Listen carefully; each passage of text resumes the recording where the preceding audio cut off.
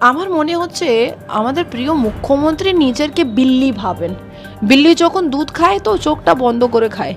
ও কি ভাবে কেউ আমাকে দেখতে পারলো না, আমি খেয়ে গেলাম দুধটা। তার তার মতনই দিদিমণি এবার যদি কাজে না যাবে তাহলে অনেক লোক মৃত্যু হচ্ছে, তার মানে অ্যালিগেশন লাগানো হচ্ছে। ক্রিমেশন হবার আগেই বার্থ সার্টিফিকেট কি করে বেরিয়ে গেল দিদি জানেন না। তাহলে দিদি আপনি জানেন কি, জানেন কি সেটাও তো আপনাকে বলতে হবে কি আপনি কি জানেন। যদি আপনি কিচ্ছুই জানেন না তাহলে রিজাইন করে দেন। আপনি স্বাস্থ্য মন্ত্রী হয়ে বসে আছেন, আপনি বলছেন কারা টেন্ডার পাস করেছে কারা কি করেছে সেটা আমি জানি না, তাহলে একদম ফেলিয়ার। আপনি এমসি চট্টিটা চাটবেন তাহলে যত বড় ক্রাইম আছে আপনি করতে পারেন, তার কোনো মানে আইনি কোনো ইন্টারফারেন্স হবে না, আপনি ক্রাইম করতেই পারেন। আর যাই আপনি সাংবিধানিক কথা বলবেন আপনার বিরুদ্ধে খুব এফআইআর হবে, খুব এফআইআর হবে। আমার মনে হচ্ছে কি আজকে যা ধারণে দুজন লেডি অ্যাডভোকেট সিনিয়র ডাক্তারের পক্ষে আর জুনিয়র ডাক্তারের পক্ষে যা উনি দাঁড়িয়েছিলেন সেটা হ্যাটস অফ। এত ভালো সাবমিশন ওই দুজন লেডি অ্যাডভোকেট সিনিয়র ডক্টর হয়ে আর জুনিয়র ডক্টর হয়ে যা করেছেন সেটা মানে ওয়াও বলার উচিত, এক্সিলেন্ট বলার উচিত। অনেক সিনিয়র আছেন, অনেক ভোকাল আছেন, অনেক বুদ্ধি ছিল, আর পয়েন্ট ওয়াইজ যা উনি পুরো ডিটেলটা বললেন যে কেন দিদি বলছেন, chief minister of West Bengal বলছেন যে জুনিয়র ডক্টর যদি কাজে না যাবে তাহলে অনেক লোক মৃত্যু হচ্ছে, তার মানে অ্যালিগেশন লাগানো হচ্ছে। ওখানে সুপ্রিম কোর্টের ভেতরে যে সিনিয়র লেডি অ্যাডভোকেট আছেন যা এসজি মেহতা একদম পাশে দাঁড়িয়েছিলেন, উনি কি বললেন যে যা সিনিয়র ডাক্তাররা আছে তারা ডাবল শিফট করছে, কোনো বিপদ চিকিৎসা মাধ্যমে হচ্ছে না, একদমই হচ্ছে না। এই যে মুখ্যমন্ত্রী তিনি যখন ধর্ণা মঞ্চে গেলেন জুনিয়র ডাক্তারদের, সেখানে গিয়ে বলছেন কোন রোগী কল্যাণ সমিতি কি করেছে আমি জানি না, এবং দুর্নীতির টেন্ডার তার কাছে আসেনি, কিন্তু রাজ্যের স্বাস্থ্যমন্ত্রী তো তিনি, রোগী কল্যাণ সমিতি কি করছে তার কাছে কোনো খবর যেত না। দেখুন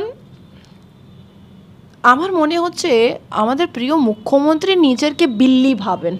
বিল্লি যখন দুধ খায় তো চোখটা বন্ধ করে খায়। ও কি ভাবে কেউ আমাকে দেখতে পারলো না, আমি খেয়ে গেলাম দুধটা।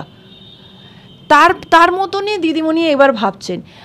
এখন আমাদের ছোট ছোট বাচ্চা ডিজিটালাইজেশন হয়ে গেছে, আমরা যত জানি না তোর আমার থেকে বেশি ছোট ছোট বাচ্চা জানে।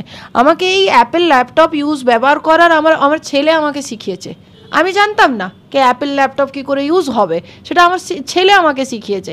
আর আজকে দিদিমণি নিজের মুখের সামনে ডাক্তার এমবিবিএস, যারা এমবিবিএস পড়ছে মানে অনেক গুরুত্বপূর্ণ কথা, অনেক নলেজেবল মানুষকে বলছেন কি আমি জানি না কে কি করেছে। সব জায়গা আপনি দেখবেন সারদা চিটফান্ড দিদি জানেন না, টেট স্ক্যাম দিদি জানেন না, এসএসসি স্ক্যাম দিদি জানেন না, রোজ ভ্যালি চিটফান্ড দিদি জানেন না, নাসির খান বলাৎকারী রেপ কী করে হলো দিদি জানেন না, কামদনি বলাৎকারী অ্যাকুটেল কী করে পেলো দিদি জানে না, কালিয়াগঞ্জ হাঁসখালি বলাৎকার হয়ে তারা অ্যাডেন্ট্রিম বেল কী করে পেয়ে গেল দিদি জানেন না, 72 ইয়ার্স নানেন বলাৎকার পাঁচজন ঘুষপেটিয়া বাংলাদেশি কী করে করলো দিদি জানেন না, কামদনি ক্রিমেশন কী করে হয়ে গেলো দিদি জানেন না, কামদনি ক্রিমেশন হবার আগেই বার্থ সার্টিফিকেট কী করে বেরিয়ে গেল দিদি জানেন না।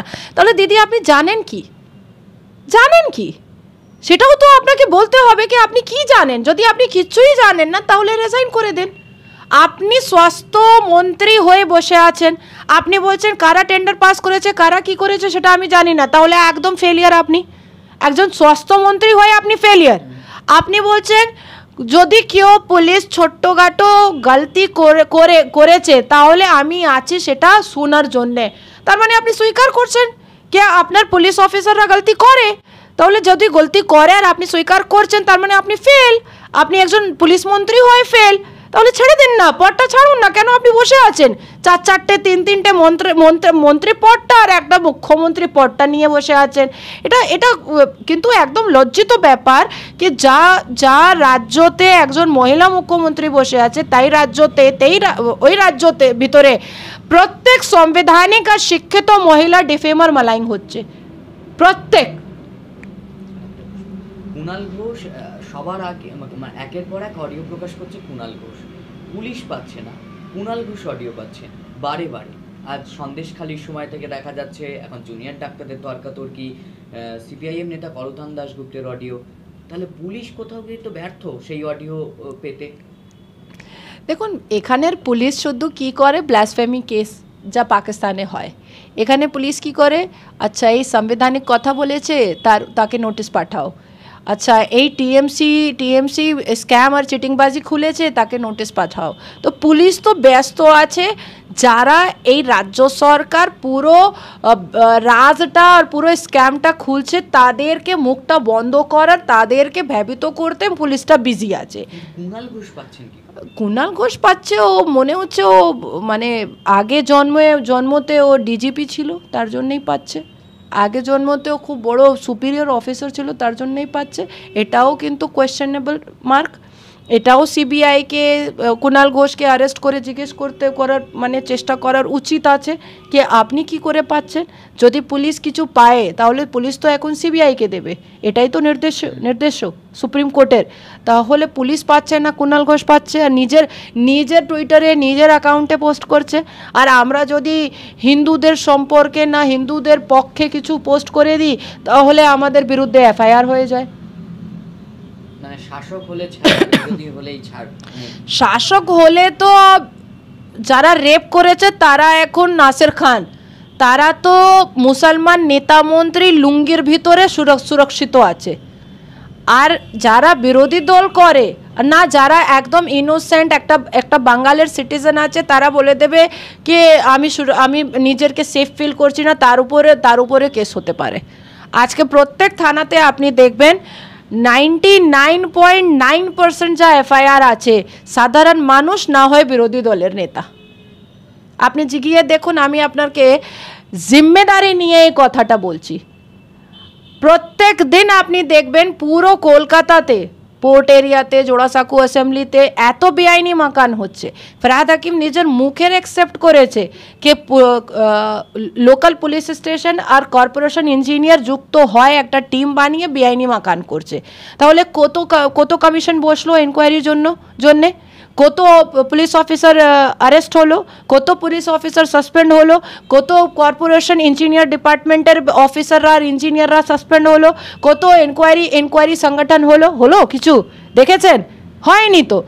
মানে এখানে আপনি টিএমসি চট্টিটা চাটবেন তাহলে যত বড় ক্রাইম আছে আপনি করতে পারেন, তার কোনো মানে আইনি কোনো ইন্টারফারেন্স হবে না, আপনি ক্রাইম করতেই পারেন। আর যাই আপনি সাংবিধানিক কথা বলবেন আপনার বিরুদ্ধে খুব এফআইআর হবে।